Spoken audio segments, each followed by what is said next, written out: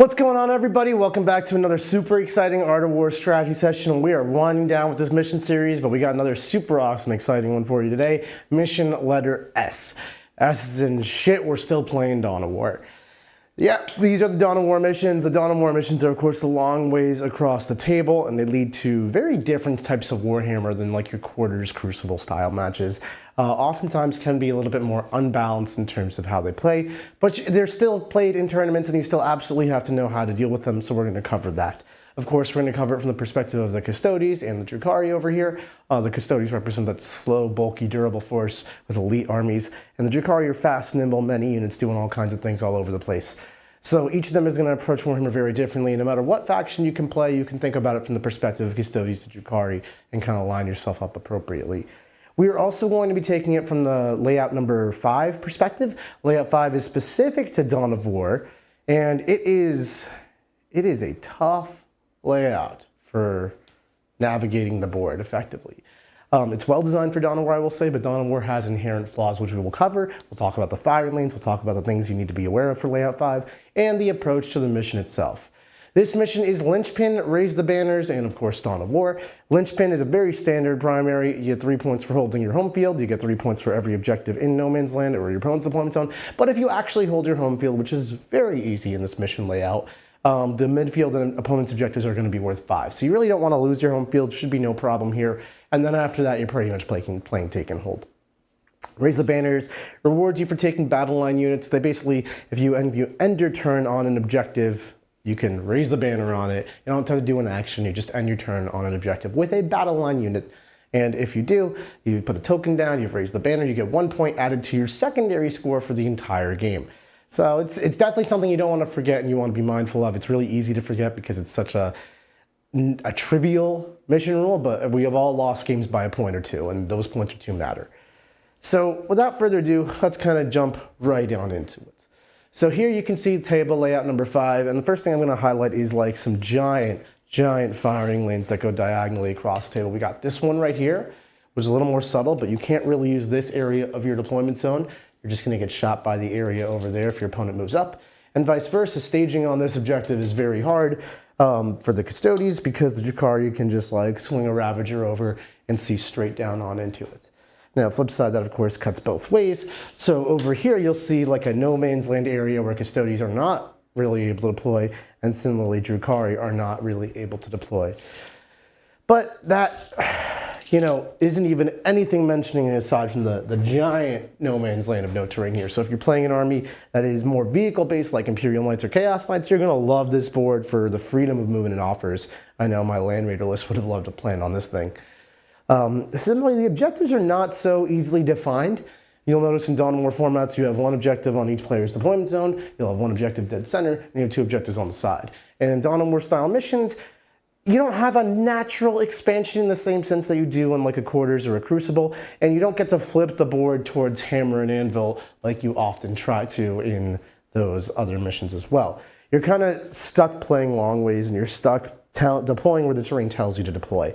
So after that point, where can you go? We're going to approach it from the perspective of both the Drukhari and the Custodes here. We'll start it off with the Drukhari.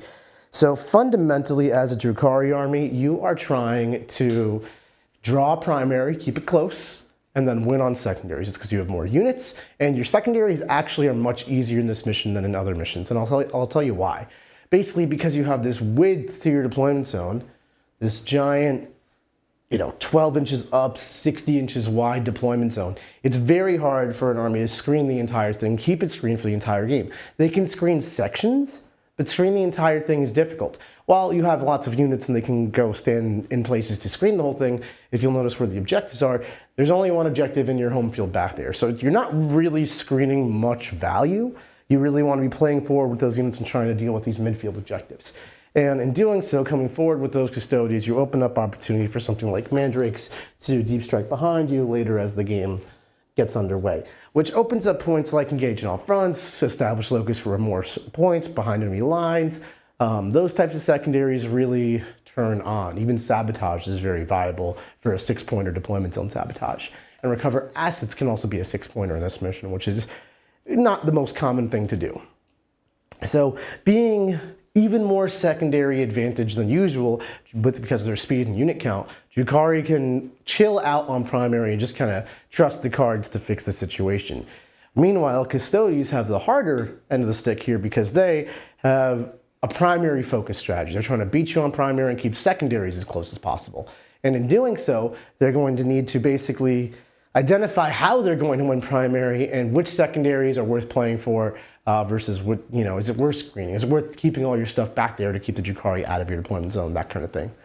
So simply put, the Drukhari in their best case scenario are good at isolating and destroying the Custodies. They love seeing like, oh, you have one unit of Custodies Wardens all the way out here, and the nearest unit is like 20 inches away, and the nearest unit from that is like 20 inches away. So they can really recenter their offense, bring a Ravager over, bring some Venoms over, bring the Witches and Incubi up, and like decimate that one unit on the flank and kind of win this objective. And that's really what you're going to try to do. You can use your speed to take up the entire deployment zone and then not give much information to your opponent. Like if you're going drop by drop by drop, Warriors on my home field, a Venom over here, a Venom over there, you're not really giving them much to chew on. And then once you see how the game starts going underway, turn one, you're just like, oh, there's more Custodies over here than I would like to tango with. So we're just gonna reposition ourselves and hard left flank the strategy or hard right flank the strategy. It doesn't really matter which you go to with respect to where the objectives fall. There's, of course, the argument that this one is somewhat holdable behind this ruin here, but it's so easily contested. I mean, that's a stage point that can attack it. That's a stage point that can attack it. And even if you're not concerned about getting charged, there's so much objective width on the other side of the deployment of the ruin here that it's free to contest. And similar situation here. Custodies can try to hold this behind the wall, but then, it's just going to get contested on repeat at a minimum, and they can get isolated and destroyed. So that's basically what you're trying to do. You're not trying to pick a side. You're not trying to play the whole table as the Drukhari's point of view. You can try to play the whole table as Drukhari and Custodies. What it'll often let you do is it means that if your opponent picks a situation where they have a concentrated force, like the Custodies are going to want to do here, and they really dominate an area, and you try to play the whole table at them, well, the part of your army that is fighting their concentrated force is going to get decimated because you're playing like, 500 points versus 1,800 points. So you're going to get obliterated there. And you will win the other flank fairly freely, and that's totally fine. But in doing so, you've created a material disadvantage for yourself, which the Custodies could then leverage in the later parts of the game to create a win. So you don't want to really play the whole table, but you do kind of want to fake it with your speed of your army. So this is a fine deployment for Drukhari, and then based on what the cards tell you to do and where your opponent's deployed, you can choose to shift right or choose to shift left. And the goal here is basically to win one objective, like hardcore win one objective. So we're going to get aggressive. We might not get aggressive on turn one. That really depends on how in the open and what kind of army we're playing and that kind of stuff. But the goal is basically from a strategic level to eventually hold this objective and basically do so with impunity. And that's through a combination of move blocking and just devastating the left flank and that kind of stuff. And if we can hold that objective, maybe not on turn one, but on turn two rather, but maybe on turns 3, 4, and 5, we're going to go 3 points on turn 2 for holding our home field, and then 8 points turn 3, 8 points turn 4, and 8 points turn 5 for a secondary score of, or a primary score of like a meager 27, which is not that impressive. But remember, the goal for the Drukhari is just to draw primary, and that's very critical here. So from the Custodies' perspective, if they try to hold this objective and kind of make that their front, and the one that Custodies do pick is the one you are not going to pick as a Drukhari. So you see the Custodies are stacking it up on this right flank over here. You shift on over to left, but maybe before you shift on over left, you spend one turn taking your Venom and taking 5 Witches, and just contesting it once. And that basically ensures that your opponent is going to also get a 3 on the first turn. So you get a 3, they get a 3. Now they deal with the Witches and the Venom, and they've kind of solidified this objective a little more, and you can shoot them, but you've also, from a strategic level, are not trying to contest this objective again. It'd be nice, of course, but your goal is actually just to win an objective on a far away flank, because you've taken a lot of the Custodies' forces that are slower and harder to maneuver out of the game. They're going to hold their primary, and that's totally fine. That's what they're there for. but you're going to hold your primary in response. So instead of trying to play the usual Drukhari game of like, contest the objective, contest the objective, contest the objective, do that a little bit. Do that until you can't do it. But don't make that the strategy. That's just like a detour on the way to achieving the strategy of holding your own objective. So if you can go 3-8-8-8 and you can keep the custodies to 3-8-8-8, then you've drawn primary. Now, of course, they can try to get more than 8 points, 3 points and 5 points respectively for the two objectives, by dogpiling the center or dogpiling that flank. But if they're doing something like putting a bunch of custodies on an objective over here and a bunch of custodies on an objective over here, well, that's where you can actually take your time with it and let them get a larger score, like a 13 for one turn. And the reason is, if they do, here's a unit of custodies on every central objective. What are you going to do about it? This is the value of that refused flank. Nothing exists over here, whatever. Everything gets brought to bear onto this unit. Mandrakes might be used to move block here, whatever, to kind of limit the counterattack that these custodies could try to force. These are functionally out of the game. And then you just isolate and destroy. So eventually you kill this unit, and now you've won this flank. And while you've only scored 3-8-8-8, and they've scored 3-13, and they're set up for more 13s, that's holding 2 midfield objectives, 5 each, and 1 home field for 3. What you're doing is now you've killed a third of the custodian's force, or like you've killed one of the 4 or 5 bricks. So you can take your next turn and your high speed advantage and get going on this unit. And if you kill this unit and keep that objective contested on turn 3, well, now you're going 3-8-8-8 for your 27 as Drukhari, and they've gone 3-13-8, and they're on track for another 8 as the custodies, so they're on track to 32. Well, the thing you can do is, because you have now killed 2 custodies units and it's turn 3, get going on the third. Now you can try to actually destroy this army. You have an enormous material advantage at this point because they're dying for primary. They're dying early for primary, which is kind of a fine way for this game to go. If they take a more conservative approach, then just let it be 3-8-8-8 for the whole game. If they do try to dogpile all the middle objectives, you want to isolate one flank and go for it. Move on to the middle flank and go for it, and then go for the final one. And maybe by turn 5, you finally win this back. And you go 3-8-8-8, but they go 3-13-8-3 because they lost their midfield.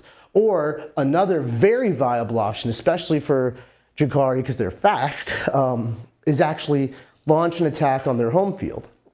Because if you win this flank, instead of trying to cross the whole side section of the board across the table that way, just take their home field. If you take it one time, then that midfield objective loses 2 points of value. Each midfield objective loses 2 points of value, and they lose 3 points on their home field. So it's basically like getting a midfield contest.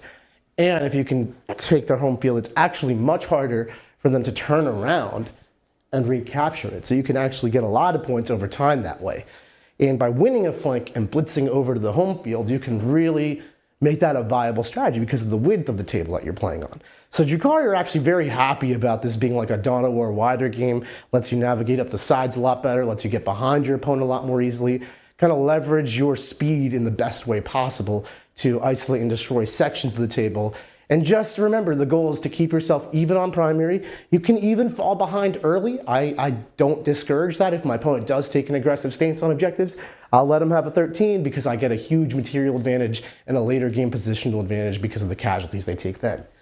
And you can see how easy it is to kind of get behind your opponent with this increased speed and the closeness of, once you go to midfield, you can just kind of fly into your opponent's deployment zone with a faster army. And this isn't specific to Drukhari, like Eldar can do it, of course, Tau can do it, Sisters can play this way. Any army that is on the faster and cheaper side of things can just send stuff. And if you have the up and down abilities like Hypercrypt and Demons and Grey Knights, you can approach it this way as well. So that's pretty much your game plan as Drukhari, is basically deploy wide and don't really give information to your opponent about your strategy. Be reactive. React hard to one flank. Whatever flank your opponent is kind of less likely to hold the objectives on. The more easy it is for you to take them off, that's the flank you attack. So if they hardcore castle on one side, you ignore that side. If they spread it out, you just pick a side that makes sense for you and start attacking. And then you try to isolate and mitigate the other units in their army and just keep them from activating into your forces that you care about. From there, you just translate that to a push onto their side and maybe attack their home field, or you sweep across the midfield. I prefer attacking their home field. Now you'll notice in this mission layout, you have a nice U-shaped ruin on your home field objective, which does make the home field like super hard to actually attack. You actually have to get behind and kind of get to where this Ravager is to really launch an attack onto them. Against an elite army with a fast nimble army, that is an achievable goal, but it will not be before turn 3. So you have to kind of think about the game holistically in that sense. Now, let's take it from the Custodes perspective really quick. The Custodes here have a few different options, and I'll reset their deployment, and I can kind of show you, we already showed you like what the Drukhari are trying to do, so it kind of lends itself to not necessarily letting the Custodes just fall right into it. Meaning the Custodes here have a lot of good staging points actually to attack objectives, but not good staging points to hold objectives. So if you have a bunch of Custodes like here, here, and here at the game start, you can get onto all these objectives very early. And you also have this beautiful forest on the side here that blocks line of sight down this line, so your shield captain on a bike can get some more value out as well. But essentially, this deployment lends yourself to getting isolated and destroyed, which is not the goal. We talked about how Custodes love objective triangles. This is a good mission for objective triangles. You have this nice little triangle here, or you could do that nice little triangle there. And if you can hold the 3 objectives in your triangle at all, at any point you get a 13, that's really nice. So rather than try to fight on every objective right out of the gate, I'd really recommend kind of hardcore committing to a side with an elite army. And this way you're not gonna get isolated and destroyed, and you're basically gonna be able to support yourself. So like a turn 1 might be chill and stage, and you're not even going for more than 3 primary on turn 1, or maybe you're going for more than 3 primary on like 1 objective, even though you can get to 2. But then you just push these guys forward behind this beautiful ruin and basically do something like this on your first turn. And at this point, it's pretty obvious to the Drukhari player, this is the side you're committing to. And I do recommend the strategy of the Custodes so you don't get isolated, destroyed, and swept like we just talked about. And remember, your goal is to eventually win primary, but you don't have to do it with haste. So the Drukhari can easily claim this side, and they're going to try to get behind you and start scoring points that way. That's no problem, whatever. This Ravager is really not cooperating today, but that's okay. So they're going to come this way, and they're going to sweep that side, and they're going to react this way, and maybe they send a Venom up to hopefully contest that objective like 1 time. This is where you also have to use your reserves effectively, because you can use your reserves in a couple of ways here. You can use your reserves to rapid ingress onto the middle objective, which is actually a very powerful move that is very achievable in these kinds of missions, because the midfield is so wide open that your opponent's not going to just put flimsy little Drukhari units on the midfield. And if they do, you just kill them, so you get value that way. And if they don't screen 9 inches off the midfield, you can rapid ingress and just steal an extra 5 primary. So that's definitely an option. The alternative is to use rapid ingress to support this flank and just kind of stall it out. So this is where like your Venatari or your Grey Knight Terminators, your third Deathwing Terminator unit, something like that, might come in here and just start bashing on these Ravagers and Raiders. And that'll slow this flank at least a little while and contest that objective at least a little while. And once you wade through the Witches and Venoms on this side, you're gonna hold this for the rest of forever because they've gone hard left. So you're kind of in the same way that the Drukhari sacrificed a Witch and Venom squad to keep your primary to a 3 for the first turn. Maybe on the second or third turn, you're going to slow the entire approach on this flank just a little bit to try to get a contest off and force them to deal with this stuff. On that same turn that you're doing a rapid ingress to keep this stuff all busy, on that same turn is when these dudes push out and these dudes push out. And now your bike captain kind of sneaks up the right side because, or the left side, whatever side your perspective's on. And then the point here is they've got too many things to deal with. It's a little bit of a threat overload, and you took your time with it. So this is like turn 2, turn 3. There's Venatari here congesting this area. There's now 12 wardens on the center objective. That's like OC 36. You're not cracking that with a contest. And there's no Drukhari in this area because they all left. So this objective is yours as well. So now you're set up for like mid-game 13s rather than early game 13s. And I think that's a huge difference. We talked about the early game 13 potential for the custodians when they go unit on objective, unit on objective, unit on objective, all down the midfield. That's like a very beginner way to approach this mission because it lets you get isolated and destroyed like we talked about. Instead, stage turn one. Just stage, turn one. Just stage. Don't do anything crazy, just stage. And then turn two, when you have that rapid ingress in, when you have your reserves coming in and putting on threats that are reactive to where your opponent has reacted. Because remember we talked about Drukhari and how they want to deploy wide, see what the custodians do, and then react left or react right, depending on the orientation. But react hard. Well, by putting things in reserve and rapid ingressing in a Dawn of War style setup, you now have the reaction to their reaction. You have a counter reaction. So that's what the Venatari or whatever you're putting in reserves can offer you. At the same time, this is key, at the same time that the reserves come in is when you make your push. So we got the wardens coming up, we got the wardens coming up, and we got the bike captain coming this way. At this point, the cadence for the scoring is now Drukhari got an 8 on turn 2. Maybe they got a 3 if the custodians went first and they were able to contest it. But let's just say the Drukhari got an 8 and the custodians only got a 3. So the Drukhari are actually winning primary, which is bad for the custodians because the custodians need to win this game on primary. But if it goes 8-3, because the Venatari slow that down, and the custodians go 3-13, because they've now hold 3 objectives pretty easily. If we look at, like, this is the custodians turn 2. This is not getting dealt with. There's Venatari over here. So the Drukhari go 8-3, the custodians go 3-13. Going into battle round 3, the custodians are up on primary, and that's what that patience awarded you. Not only are the custodians up on primary, but you have slowed down the attack here, because now it's like turn 3 and the Ravager is starting to get into a position, the Venoms are starting to get into position to start making weight on the backfield. And now you're in a position where you can actually start threatening the Drukhari home field, or you can turn around. And you have a lot of options to kind of split and react accordingly. And that's what you're trying to do. Despite being the proactive army, you need to be able to react a little bit to your opponent's speed here.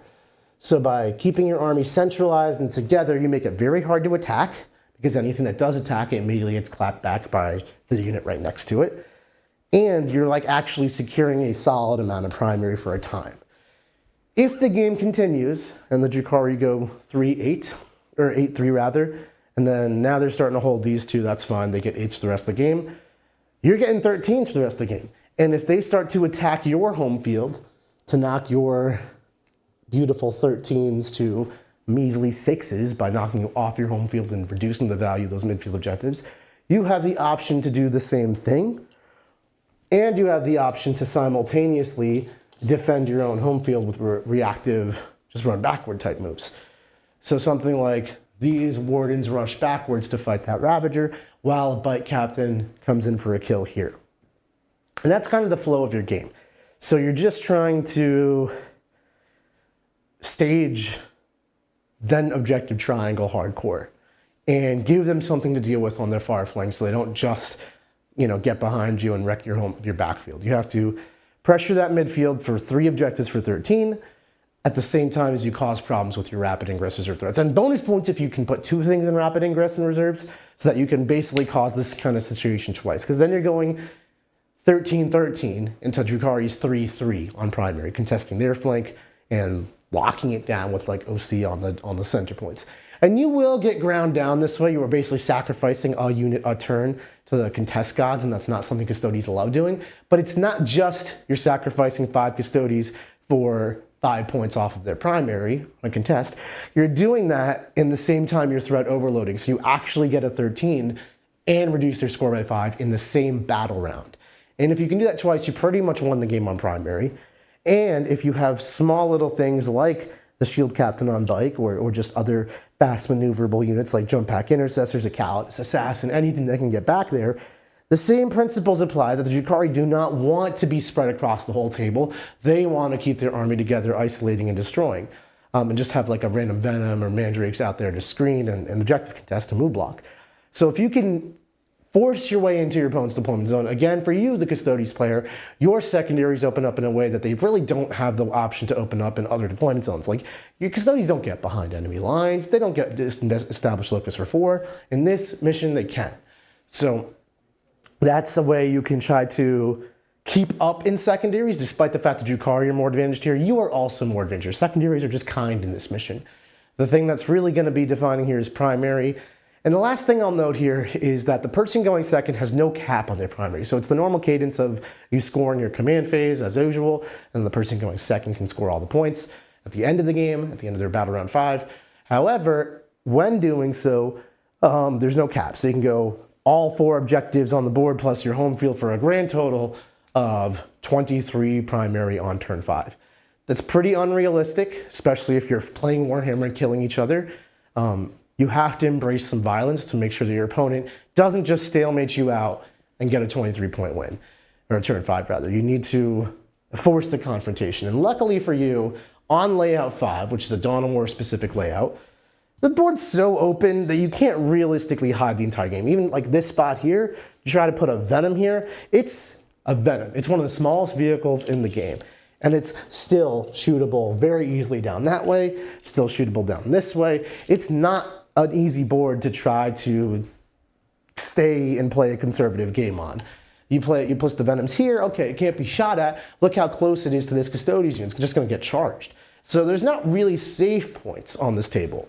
That aren't like in your deployment zone deep back, where they're not going to participate.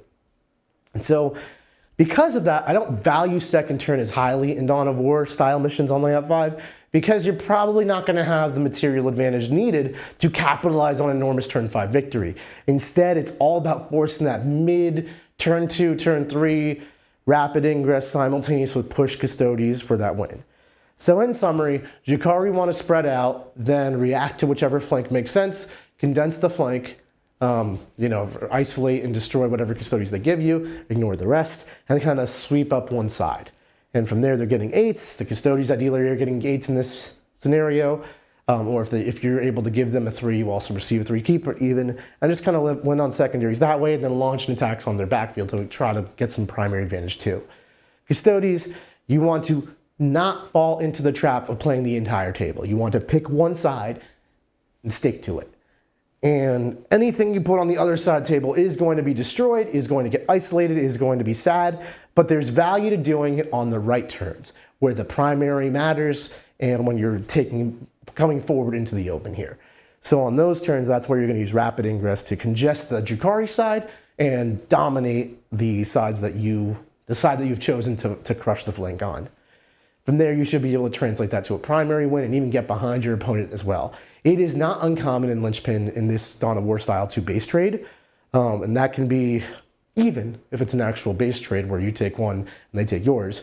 But in the same line of base trading, what's way better is base taking. So try to take your opponent's base, but leave yourself reactive to defending your own home camp. That objective is very important in this mission. It is easy to defend because of this beautiful U-shaped ruin, but it's also how many points do you want to leave back there defending it is a real question. What I recommend is just being able to reactively deal with an attack by having units here, and they can just go backwards to go there, or you have units congested in the center and they can just go backwards to go there, and both of those work.